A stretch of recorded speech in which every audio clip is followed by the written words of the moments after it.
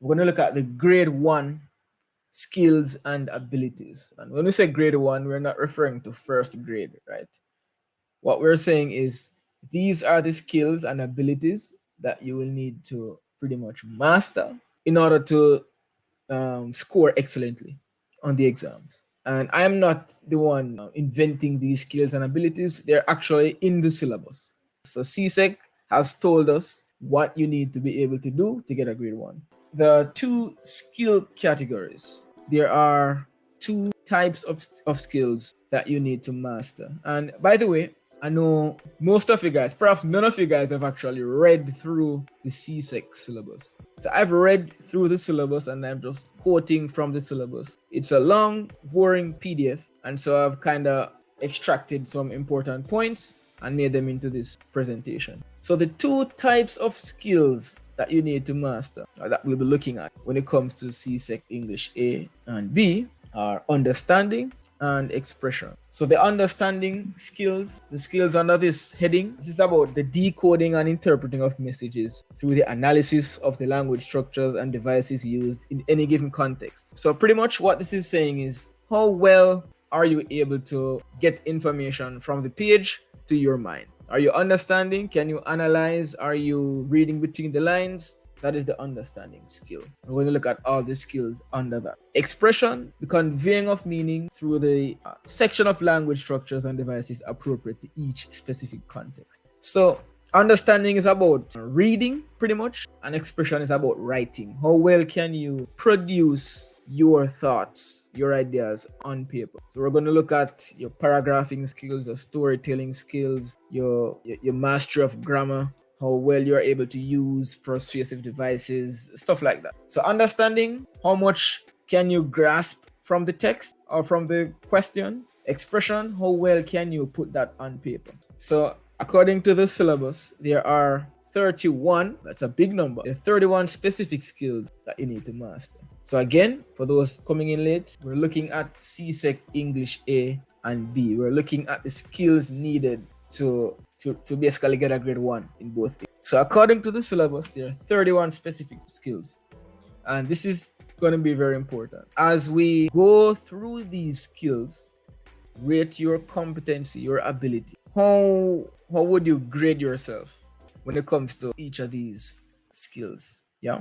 You can just grab a notebook, a pen or a pencil, and just jot down from 1 to 5 as you go through each skill, you know, where you are. Or if you're brave enough, I mean, no one is judging here. You can actually just put a number in the comments, not your phone number, your number from 1 to 5 as you look at each skill. We're going to look at the understanding skills first. First one, and this is all copied and pasted from the syllabus. So if you have the syllabus, you can use my page references to read all of this for English A and B. And some skills will lean more into English A, some will lean more into English B, and some will be necessary for both areas. So first, understand meaning conveyed both in listening and in reading through word choice and grammar, and in reading through punctuation and paraphrasing. How well can you basically listen to words and understand the meaning?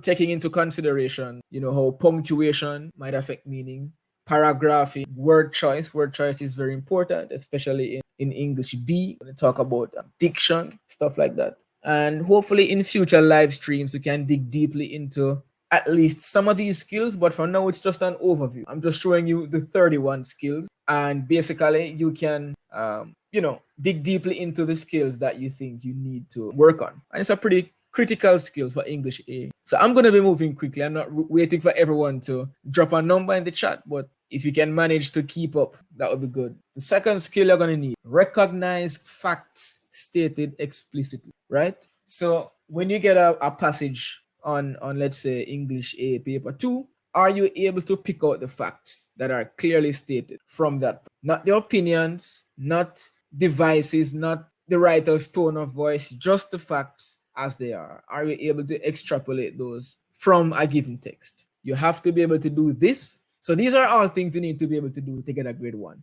That's basically it. If you can't do these things, you can't get a grade 1. I'm running along just to say the third skill you need to master to get a grade 1 in English A or English B or both. Extract specific information from what is read or heard. We can skip over this. It's pretty similar to the skill we just, it's a little bit different, not just facts, but you should be able to pull out a specific piece of information that is required. For example, if I give you a paragraph about someone going to school, I might ask you one particular thing about the school or about the person, and you would just have to look for that specific piece of information and pull it out. Are you good at doing that? And we're moving on, we're moving quickly. Extract implied information. What is this? It's information that is not stated explicitly. It's information that you kind of have to read between the lines to find. Extremely, extremely important when it comes to poetry. But even in English A, at times you will have to see a passage and basically draw some conclusions, figure out what things mean, even though they are not said very straightforwardly. So that's the implied information. All right. Next skill. Identify stated or implied time sequence. If you get 5 paragraphs that you have to read through, are you able to tell me what happened first, what happened second, what happened third, what happened last? Are you able to do that? That's a critical skill when it comes to, for example, summary writing. When you would find it pretty useful to write your points sequentially in a particular order, chronological order. Are you able to do that? Are you able to look at a passage, and even if the time is kind of mixed up, you might have a little flashback, you might have something about the past and then something about the present and then something about the past again. Are you able to rearrange that in an order that makes sense in terms of this happened first, this happened second, this happened third? All right, next, draw valid conclusions and inferences from information presented. And this is similar to one that we looked at just a while ago. Are you able to say, okay, based on point A and point B and point C, the main idea is that D. That is the main thing, or that is what I can infer. If this character said that they are often late for this particular job, if they say that when they're in the office,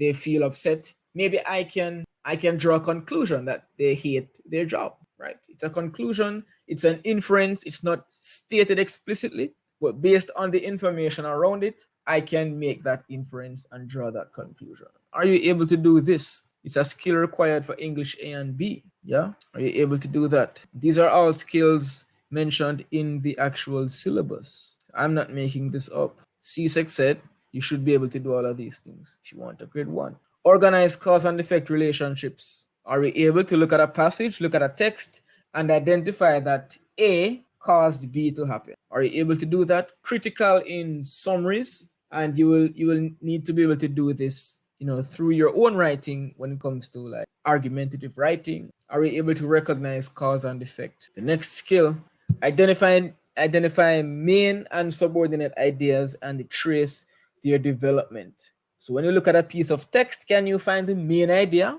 Can you find the main point? And can you find the subpoints that kind of connect to that main point and see how those points develop? And these skills are not only important for the exams, but even as you tackle your SVAs, these are skills that you need to demonstrate. All right, next skill, recognize the difference between denotative and connotative language. Can you do that? Are you able to do that? The difference between denotative and connotative language. Denotative language is pretty much what a word means, what it means in the dictionary. Connotative language is more of additional ideas around that word. Maybe a word doesn't have its primary meaning or a very literal meaning. So denotative language is pretty much dictionary meaning of words. Connotative language, other ideas that are formed by that word. For example, the words solitary and lonely have very similar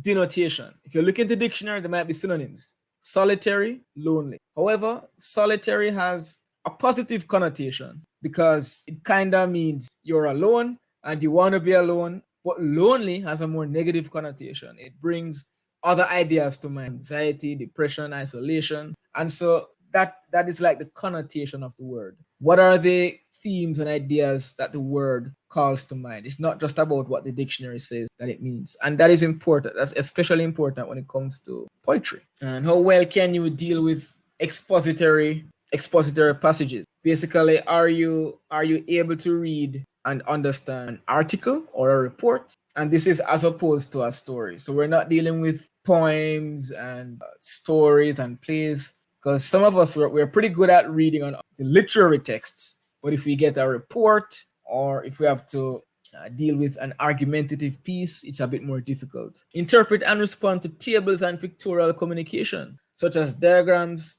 conventional signs, and symbols. You should be able to see some charts and diagrams, understand what the data means, and basically analyze it and talk about it. So if you see an upward trend here, for example, these green bars, maybe this is social media use by teens, and you see it's increasing over time. You should be able to talk about that trend, understand what it might mean, and perhaps it might become a part of answering a question. Next skill: deduce reasons and motives for particular spoken and written communication, other than those with an overt argumentative intent. So, are you able to figure out why an author wrote something? That's not a very easy skill to develop. Are you able to figure out the intention? Okay, so the writer wrote this in this way because he wanted to trigger that emotion, because he wanted to persuade, because he wanted us to feel sympathy, right? And it says, other than those with an overt argumentative intent, which means sometimes it's very obvious what the reason is or what the motive is behind the speaker or the writer. But even when it's not obvious, are you able to find, understand, and comment on the reason why something was written? We call it the writer's intent. Yeah. What is your level on that? Yeah. Next, appreciate the appropriateness of different uses of tone, mood, register, code, and style in talks and speeches in non-literary forms, including scientific or technical writing, and in literary forms in relation to the author's intention. This is a long one, but basically, tone, how the speaker sounds, the writer's attitude toward the subject matter, mood, the overall emotional context of the piece of writing, basically how you are supposed to feel reading it, register, code, style. This is basically about the kind of language being used by the writer. Are you able to look at all of these elements and analyze them? Talk about how appropriate this is. Oh, this tone is appropriate because blah, blah, blah. The writer has this tone because blah, blah, blah. Can you talk about the appropriateness and also the effectiveness of all of these different elements of language? And this one is highly critical for the English B student. Important for English A, but even more critical, I think, for English B, especially as it relates to tone and mood. Yeah. All right. Next thing here: detect connotations in use of words and in presentation of ideas, and distinguish between connotative and denotative meaning. All right, we've kind of touched on that one already, similar to one that we've touched on. Detect and assess the apt use of devices such as pun, innuendo, exaggeration, irony, and symbolism. And these are just examples of different devices that you should be able to detect and assess. Again, critical for the English B students. Are you able to do this? Not just English B anyway, English A as well. If someone uses a pun, if someone uses exaggeration, if someone uses irony in their writing, are you able to pick that out and say, oh, this is an irony and this is why it was used? This is the effect of the irony. Can you do that? This is a critical skill. Critical skill. Next one here: recognize and respond to the appropriateness of the means, including form and structure, by which used by a speaker, director, or author to achieve the intended effect of a talk or speech, letter, article, poem, novel, blah, blah, blah. So before we talked about the appropriateness and effect of devices, literary devices, persuasive devices, narrative devices. Now we're looking at the form and structure. Are you able to look at whether it's a poem or an article and talk about how the form is either appropriate or inappropriate, effective or ineffective? What do we mean by form? We mean the layout of the writing. So in a poem, maybe I have a long stanza. Why is this stanza long? Maybe I have some long lines. Why are these lines long? Maybe I have a stanza that's only 2 lines long. Can you talk about that in an essay? Can you mention that, okay, in this poem, stanza 3 is only 2 lines because the author, wanted to emphasize that particular point? Are you able to look at the form of something, how it is structured and put together, and talk about how that was perhaps intentional, what effect it has, why it was done. Are you able to do that? Talking about form is not it's not a basic skill at all. It takes practice. I know some of you guys might not even have realized before that form was something you could discuss in an essay. Next skill: visualize the situation, attitudes, mood, and setting of a play and appreciate how they influence the actions and interactions of actors in the performance of that play. So this one might be more on the English B side because in on paper two, you have two plays that you can talk about. This year we're looking at Anansi and Twelfth Night. And later on in the stream, we'll look at all the texts you need to study for English B. And also, when it comes to paper one, there are two plays, one West Indian play and one non-West Indian play, that you will have to answer questions on. You will need to do this. Visualize what's happening in the play. Obviously, you're not literally seeing anything because it's all on paper, but using things like the stage direction and some little descriptions and narrative elements that will come into the play that will help us to imagine the scene. You will have to look at how the setting, how even the props used, and all of these things actually influence the characters, their actions, even influence the tone of the play, the mood of the audience. And guess what? This is highly, highly critical for the two plays that we're studying this year. Because in Anansi, we have the slave ship and we have the forest of stories, two very different environments. And then in 12th Night, we have so many interesting scene switches and they all influence the actors. Life of Letitia, yeah, we're doing that this year, but that's not a play. So that's not really related to this particular skill. But definitely talking about the environment in any text can be useful. Next, recognize implicit themes. Are you able to look at a text and recognize, you know what? This thing is talking about love, about death, about nature, about how man impacts nature, about how nature impacts man. So especially when it comes to the 20 poems that you have to study, there are different themes that the poems touch on. There are a couple of poems that deal with nature. There are a couple of poems that deal with death. There are a couple of poems that deal with race. Are you able to identify what themes a text treats with, and are you able to even comment on these themes and on how the text explores these very important skill, especially for the English people? Yeah. Next up, this one's a lot of writing. Next up here, respond to West Indian and other literature in English. Recognize elements of the writer's craft. Respond to writer's evocation of feelings, moods, atmosphere, making critical appraisal of values and concepts expressed in literature, and relate these to everyday living. Wow, this is like five skills in one. It's a mouthful, isn't it? So pretty much, are you able to look at all of these different elements of the writer's craft? We cannot dig deeply into this one right now. It's so long, but just based on what you're able to understand with this glance, how well do you think you're able to do this? And this ties into the skill we mentioned earlier about looking at the tone, mood, and stuff like that. And how well are you able to bring this back to everyday life? For example, someone just mentioned Life of Letitia. Remember, these texts for the English B people, I know we have some people here who are just English A, but bear with us. When you look at Life of Letitia, what are some elements of that novel that are still applicable, still relevant today? It says, relate these things to everyday life. What's another skill? Distinguish factual statements from unsupported opinion statements. This one is more of a basic skill. I would hope we're all at least a level 4 where this one is concerned. Next, detect bias or particular perspective in the use of words and in the presentation of ideas. Can you detect bias? Can you recognize that a speaker isn't really being objective or fair, but they actually have a bit of an agenda or they're on a particular side? Evaluate the effectiveness of language devices used to persuade. Persuasive devices, we're talking about the use of evidence, rhetorical questions, emotive language, appeal to the sense of logic. Are you able to evaluate effectiveness of these persuasive techniques?